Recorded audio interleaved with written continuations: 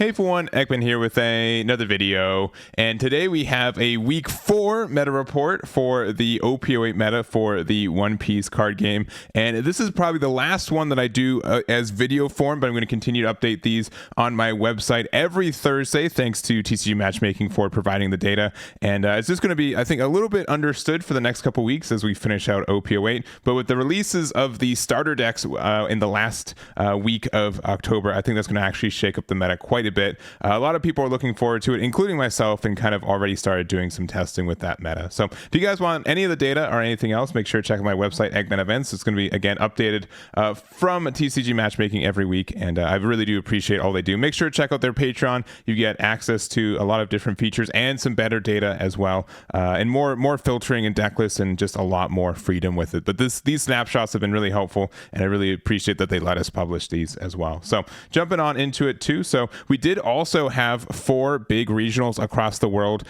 for this meta as well. I did do a video on it earlier this week if you guys want to check it out. But from that, of the total topping leaders, we did have 22 Rob Lucci, 21 Star Deck 13 Luffy, 15 copies of both Monkey D. Luffy, Star Deck 14, and Bonnie. And then 9 Nami, 4 of the Purple Luffy, 4 Zoro, 3 Reiju, a Moria, a Dofi, and a Kalgara. So generally, we can kind of see, based off tournament results, we have a top 5 leaders of Lucci, the Luffys, the Bonnie, and the Nami, and then a couple of stragglers in there too. But there's still a good amount of different leaders topping, but clearly that we have Lucci, Luffy, the decks that are able to run Moria are doing very well. I'm not going to deny that. And maybe a more in-depth topic for another time on that. But if we're looking at the power rankings as well, we do see that Rob Lucci is also doing very well. It has the highest win rate, and this is also, if you guys don't know, these are based off higher ELO accounts. This is not just the entirety of the data points. This is more of the high end of the rank ladder. So it's a little bit more skewed to that instead of just like the entire ladder, more of just consistent players, I guess would be a better way to say it. So Lucci with a 52.6 win rate. We got Nami with a 52%. We've got Black Hill Luffy with the 51.9, Zoro with the 51.4, OP05 Luffy with 51.2, Bonnie with a 51%, Sardek 14 with 50.5, and then we have Kalgara, Reiju, and Katakuri with negative 49%. So that's generally kind of how we've been seeing. We've seen most of these leaders shuffle around. I think Rob Lucci's been pretty much the top placing leader for most of these. The last 3 weeks has been a couple contention between Nami, Sardek 13, and even Zoro and Purple Luffy between the rest of them. But still like a good mixture. We do see like 7 leaders with a positive win rate. I think is actually a good amount of diversity. When even so, like, Rob Lucci and Monkey D. Luffy are pretty much kind of different flavors of the same deck. Sardek 13 Luffy is pretty different, I think. And then Nami, Zoro, Purple Luffy, and Bonnie. So honestly, like every color having a positive win rate representation like that, I think is really interesting. If you count yellow, black, Luffy as yellow, but I digress. So, and then if we also have the win rate chart, I think this has some pretty good data for it. I did a lot of Purple Luffy testing this week in particular, and I noticed that that Purple Luffy's in a pretty good spot in the sense that it does really good into a lot of the top end, and then it has a bad matchup in the Bonnie and everything below it. So like if you're in like the undefeated bracket with Purple Luffy, if you played against like the 3 arguably 4 most popular decks in the game right now, you have a really good chance to do well. You have 50% or higher, and then as soon as you're X1, as soon as you're playing against something that's a little bit off meta, you kind of have a horrible time, which means if you have a really good run, you can have a really good time with Purple Luffy, and I think he's good for specifically the decks that it's targeting right now, but it's a little bit it's super matchup dependent compared to everything else. Lucci obviously having a pretty good time. Only bad matchup outright is the Black Hill Luffy and the Nami as well, but I would say Black Hill Luffy is abysmal for the deck. Nothing super new, but we did have 2 Rob Lucci's win regionals, including one in the finals playing against Black Yellow Luffy, so I think that's impactful. Black Yellow Luffy having a pretty good matchup spread as well. Only like real rough one is Bonnie, which isn't anything too new. Nami's obviously not great for us, but we can definitely win it as well. We got Star Deck 14 Luffy, which kind of has like more middling matchups. I would say it has more even matchups across the board. It doesn't have a super duper hard counter, but it does have like a lot of like -1s or -2s in the sense like Rob Lucci Lucci usually is able still to get over like the cost reduction. We got Nami, we got Purple Luffy. Both these are able to, like, Purple Luffy's able to rush you down a little bit more, and Nami's a little bit too, we're not quick enough to take advantage of that. And then we do have some kind of, again, middling matchups where Bonnie would be really favored for Lucci. It's not as favored for Luffy as well. So, and then we don't have enough removal for the Zoro archetypes. Nami's kind of the same way as Purple Luffy. You see like these top four, including itself, like top three decks, it does really, really well. And then once you fall into like Purple Luffy's, into Zoros, into like Reiju's, then you can have a couple of rough matchups for you too. And then lastly, like we can kind of go down these. We can, I don't know. I don't have much more to say from that. Apparently no one played Perona versus Reiju, which is really funny to see.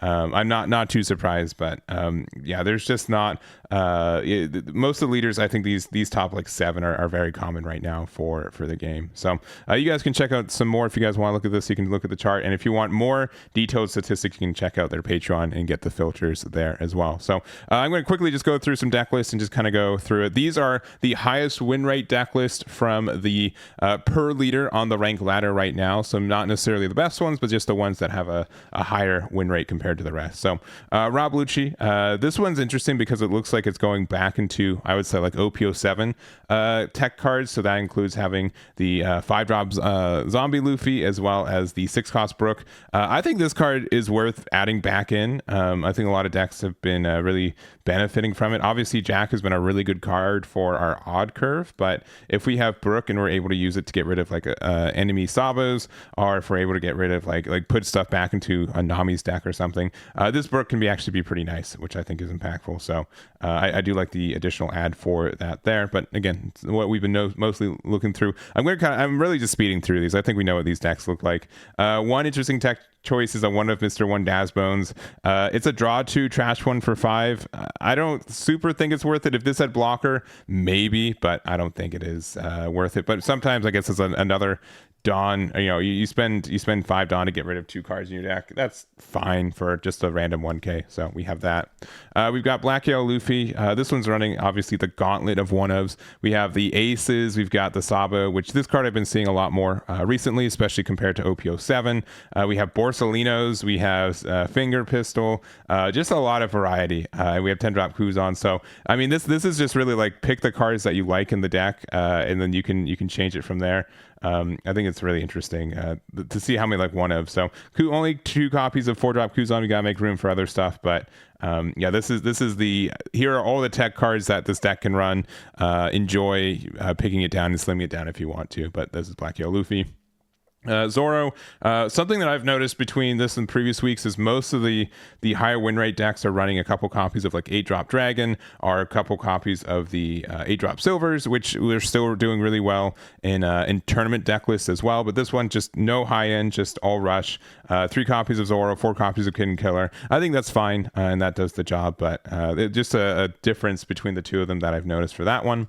We got Purple Luffy, which I really like this deck right now too. I think Magellan can stop a lot of like late game decks a lot of the time. Poly on curve is still amazing, and something I've noticed too is that you're able to be a lot more aggressive with taking cards from your life if you're just kind of ramping into Charlotte Linlin, which feels good. You get some extra pressure there. Linlin, just to like legitimately heal a card, is way better than necessarily like getting removal of something. So that's fine from there. And then we still have like Kaido as a really good top end. Purple Luffy is going to completely change. It's going to have an entire different engine come Sardex. So we don't have a lot more of like this, random purple good cards in it, but it's still going to exist for a little bit for the next couple weeks. But this is going to change a lot, and I still think Purple Luffy is going to be in a good spot with its new cards. Bonnie, big thing I've noticed is that there's no Zoros. They've mostly been rotated out, or just it's been not like an auto include like it's been in OP07. I think with Rob Lucci being so present, with the removal being a lot easier to get on the Zoro, because if you have Ice Age, Leader Effect, and Jack, you just get rid of it, which feels awful. And there's just so much like the removal is just so good for black right now still that it's going to be a hard time to play Zoro and have it stick and get to be meaningful. So I think taking that out has been the right call for a lot of decks. I still like Bonnie. I would play a tournament with Bonnie right now, and this is pretty similar to the list I would run with it. Maybe more Rosies, but I like what Bonnie's doing right now too. Star deck 14 Luffy, more of the generic Navy build. I did do some testing recently with the new Star decks, playing with the new Hina specifically from the Star deck, the Smoker Star deck. I think that card's gonna be really great. I think that's gonna be like the best way to play this deck moving forward. Being able to just have a 4-drop 6k that becomes a 4-drop 8k very easily, and it's difficult for your opponent to interact with, and just means that you can be if you are going first on turn 3, you're a 6k leader for legitimately like the rest of the game. Your opponent's gonna have a hard time interacting with an 8-drop 4/6 that's just sitting on the board, and you're going to get a lot of advantage from it. So I do like that as well. We got Kalgara. Nothing real different from this. This got like 1 top, I think, on the tournaments that we had this week. 1 top. I think Kalgara is fine. It'll get like the occasional win here and there, but I don't think it's doing enough. And I think specifically with the Star decks, I think Dofi kind of does what it wants to do, but better, of just like playing big bodies on the board and being really tempo oriented. Kalgara is going to kind of fall behind, I think, from that, but we'll see if he gets to do anything. Reiju, kind of the same idea. I think it's like we've seen what Reiju looks like. Even OP07, there's not a lot of deck building decisions for it. It's still in an okay spot, and it was able to get I know I just put this picture up, 3 tops, so it's still around, it's still here, but nothing too crazy. But there it is there. And then Katakuri, I don't know, we do get a Star deck for Katakuri as well, but I don't think any of the cards necessarily benefit him that well. You maybe put like either like the Lin or maybe like the other Katakuri for it, but it's nothing too spectacular. But it's something that, you know, this deck might see a little bit more play because of those cards, because it's re-released. And so I think Katakuri is probably riding like the 1.5. It can get some wins here and there, but it's being aggressively minded too. Like a 7k leader aggressively for most of the game is really nice as well. So that is the deck there, and those are pretty much, I mean, I know I went really quickly through them, but we mostly know what these look like. I think at this time there's not a lot of diversity or different builds between the leaders right now, and that's okay, because we're going to get a new meta in the next couple of weeks, which I think the Star decks are going to open up a lot, as mentioned. I feel like countless times between release of OP08 and now. But real quickly, let's go to my updated tier list. All right, and this is my tier list for right now. It didn't really change a lot from the last week. I think the biggest thing is that I had Nami as like a top 3. I'm just going to put top 2. I think these two are like tier 0.5, if you want to say it. Honestly, I think Rob Lucci's the best leader in the game. Obviously, Monkey D. Luffy can like hard counter it, but it can still get some wins here and there. And like if they go second and they're able to get like a really good Moria curve, Luffy doesn't stand a chance a lot of the time. It's really tough for it. I think all these leaders here are very viable, and expect to see them top for most of these events. So Star deck 14 Luffy, Nami, Bonnie. I almost made like another tier like in between, like a 1, and this is like a 1.25 for like purple Luffy, Zoro, and Reiju. I maybe even put like Kalgara and Dofi up there, but I think that's kind of where this is at.